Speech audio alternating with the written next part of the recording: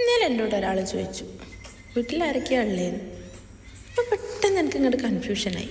ഉമ്മ ഇപ്പം ഉണ്ടെന്ന് പറയണോ, അല്ലേ ഭർത്താവും കുട്ടികളുണ്ടെന്ന് പറയണോ? രണ്ട് വീടാണല്ലോ. അപ്പോൾ ഇതിലേതാണ് നമ്മുടെ വീട്? അപ്പോൾ അവരാരെയായിരിക്കും ഉദ്ദേശിച്ചത്? പെട്ടെന്ന് എനിക്ക് അങ്ങനെയൊക്കെ ഒന്ന് തോന്നി. അപ്പം ഞാനിങ്ങനെ വിചാരിച്ചു, ഓരോ പെണ്ണിൻ്റെയും ജീവിതത്തിൽ വളരെ സ്വാഭാവികമായി സംഭവിക്കുന്ന, എന്നാൽ പെട്ടെന്ന് ചിന്തിക്കുമ്പോൾ ഒരു നിമിഷം നമ്മളെ തളച്ചിടുന്നൊരു മാറ്റമാണിത്. നമ്മൾ ജനിച്ചു വളർന്ന വീട്, അവിടുത്തെ ഉമ്മ, ഉപ്പ, സഹോദരങ്ങൾ, അതാണല്ലോ നമ്മളെ ആദ്യത്തെ വീട്. പക്ഷേ വിവാഹശേഷം പുതിയൊരിടത്തിലേക്ക് മാറുമ്പോൾ ലോകം നമ്മളെ കാണുന്നത് ആ പുതിയ കുടുംബത്തിൻ്റെ ഭാഗമായാണ്. ആ മാറ്റം ഉൾക്കൊള്ളാൻ മനസ്സ് തയ്യാറാകുമ്പോഴും ഉള്ളിൻ്റെ ഉള്ളിൽ പഴയ ആ ഒരു വീട് തന്നെയാണ് എപ്പോഴും നമ്മുടെ സ്വന്തം വീട്. പക്ഷെ മാറ്റത്തെ അംഗീകരിക്കുക. പെങ്ങളുടെയും മകളുടെയും സ്ഥാനത്ത് നിന്ന് ഭാര്യയായും അമ്മയായും മരുമകളായും ഉള്ളൊരു മാറ്റം വലിയ യാത്രയാണ്. അത് എല്ലാ പെണ്ണുങ്ങളുടെയും ഒരവസ്ഥയാണ്.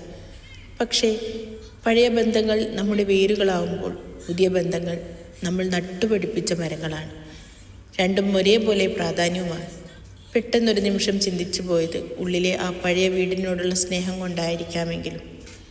രണ്ട് വീടും ഉണ്ടെന്നും രണ്ടുപേരും നമ്മളെ സ്നേഹിക്കുന്നവരാണെന്നും ആ മാറ്റം നഷ്ടപ്പെടലല്ല, മറിച്ച് നമ്മുടെ തന്നെ ലോകം കുറച്ചുകൂടി വലുതാവുകയാണെന്ന് ചിന്തിക്കുമ്പോൾ നമ്മൾ ആ മാറ്റത്തെ അംഗീകരിക്കുകയല്ലേ ചെയ്യേണ്ടത്?